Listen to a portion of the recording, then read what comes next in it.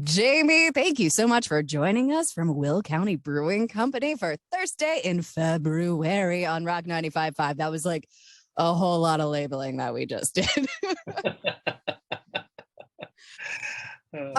So tell me about Will County Brewing Company's story. How'd you guys get up and going and the whole shebang?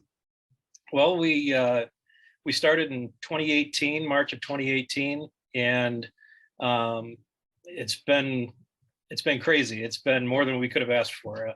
It started off as just some home brewers that wanted to, make their beer for their friends and the public and the surrounding areas, and which is more of a likely story for most breweries than not. But yeah, and we lived it, and we had some ups and downs, and like everyone else, we had a recent opportunity to take over another brewery that unfortunately went out of business. So we're actually working on our second location right now.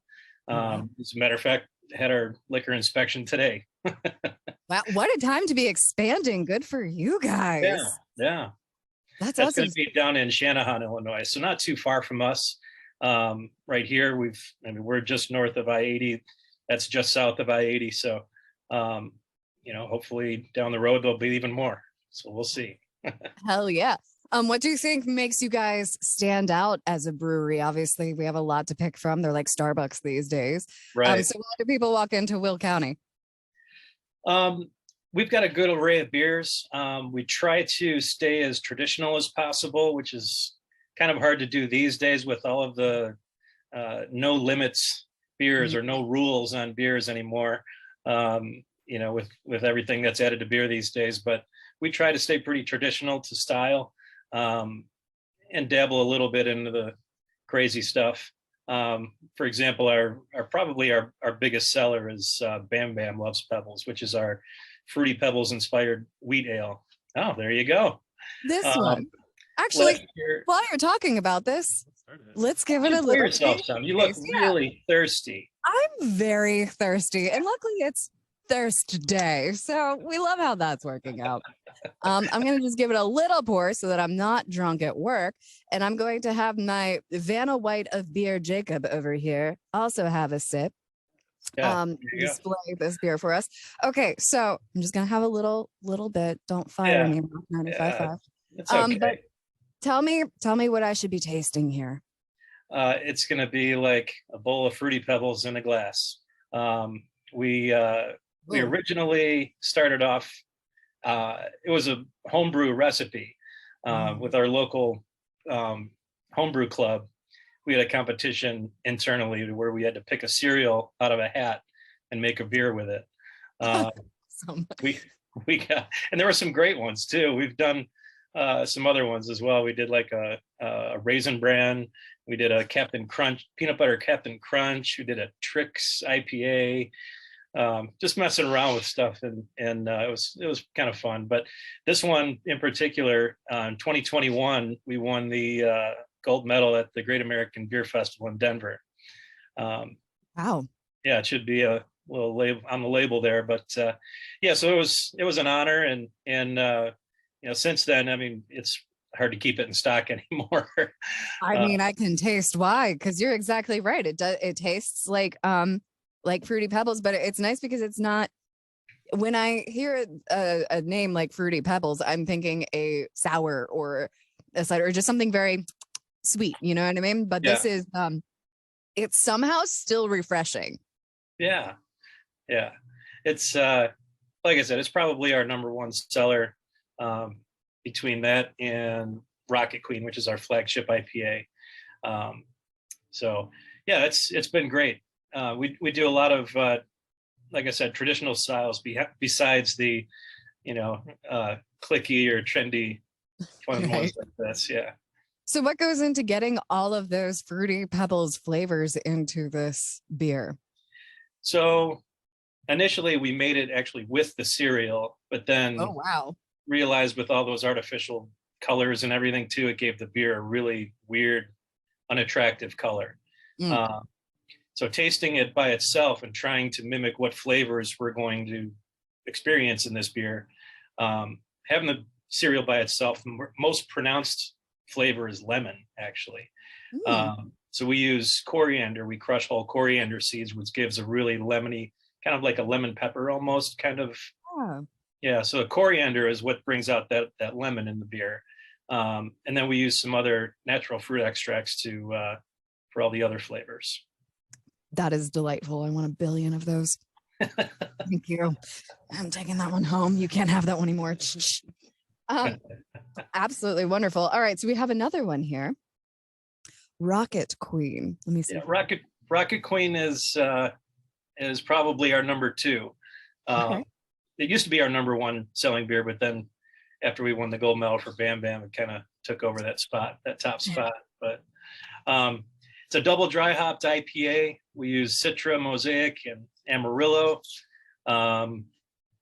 And double dry hopped, I don't know if you're familiar, but it means during fermentation, we add more hops during the fermentation process, which really brings out the aroma. Typically, the later in the process that you add hops is for aroma. When you add it earlier, like during the boil, that's for bitterness. So I'm gonna be honest. I'm not an IPA person, so please don't be offended. Not offended. If I make a face, I can't physically help it, and it doesn't mean it's not delicious. I understand. Before you try this, I don't like IPAs, and this is delicious. Oh, like this is Vanna White Jacob over here says he doesn't even like IPAs, but that this is delicious. Nice. Okay. Yeah, it's not for everybody. I understand that you're one of many. Not everybody's an IPA person. But did I poker face it good enough? Did I do it? I couldn't even tell. Yeah, nailed it. Acting school. What's up? No, actually, that is still delightful. It is bitter, but it's not sucking the moisture out of my mouth. There you go. It has some citrus notes to it. Sometimes get grapefruit, maybe tangerine, maybe pineapple. Might be some flavors that you get just from the hop varieties. Put off a lot of those citrus notes. Oh, delightful. And so what is the story behind the name Rocket Queen? Early, it was one of the first IPAs that I did, and Rocket Queen's my favorite Guns N' Roses song. So yes, that's exactly where it was. Yeah, right. Hell yes. Axl Rose would be proud. It was also his birthday yesterday. Maybe we send him a case. Oh, there we go. I should have known that. I know, right? And we have one final here. This bourbon vanilla porter. It says Mr. Mustachio. Mr. Mustachio, yeah. Okay, so tell me the story behind this one. That one, actually, my daughter actually named that beer. We went out to lunch at another brewery, waiting for our food, and she's doodling. She was probably 7 or 8 at the time, doodling on the little kids menu or placemat or whatever it was, and she's drawing this huge mustache and then a little monocle on the guy, and I was like, what the hell are you drawing? What is that? She's like, oh, it's a character I made up. I'm like, oh, what's his name? She said, Mr. Mustachio. And I had just finished doing this beer. It was the biggest beer that I've made up to that point, which was like an 8% porter. So I was like, all right, that's the name of the beer. And it's one of our bigger selling dark beers that we do. I was about to ask so I know, at least in my past bartending experience, which is limited, porters are not always the highest seller that you get. So how do you make, I suppose, a porter more of, I guess, an option to someone that wouldn't normally order it? We try to educate our guests quite a bit too. So people see a dark beer, automatically they think it's going to be thick and heavy. Right. This one is not at all. You know, as dark as it is, technically a Baltic porter is considered a lager. So we do lager it, which means that we ferment it cold. Okay. And even though it is dark, it's just from the roasted malts that we use. There's not, it's a lot different than a stout. But with this one, we add bourbon soaked oak staves to it during fermentation, along with some vanilla beans, Madagascar vanilla beans. This is delightful. I am very shocked right now because I myself also not a big porter person because of those exact reasons, because I'm thick heavy typically, but this is I want to put this in my coffee, which probably speaks to more of a disorder than anything else. But the flavor, I feel like it tastes like a very well balanced like coffee, iced coffee. Thank you. Yeah, that's again, it's a lot of it's just from the roasted malts. A lot lighter bodied, you know, it's not as thick or heavy as you would imagine. So yeah. So glad you like it.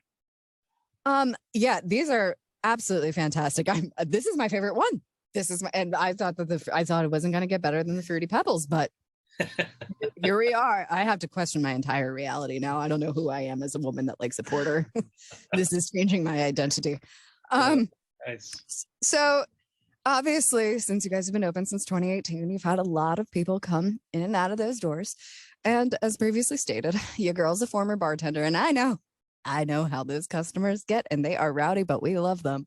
Do you have any customer stories that stick out in your mind? It could be that was like very heartfelt, and I'm like glad I changed this person's life with this experience because I offered them some place of respite, or did that really just happen? Like that person just stole an entire industrial sized toilet paper under their arm and like walked out. So anything that sticks out. Boy, we've got good and bad. It depends on what you're looking for. I want interesting. Interesting. Well, I'll give you this one. This was a couple of actually, it was last summer here in Shorewood at our original brewery. Shorewood does a big summer fest that they do. It's an entire weekend long event where they have bands and food and a carnival and, you know, a beer tent and everything. So we always participate in that. One of our good customers actually lives in near my neighborhood.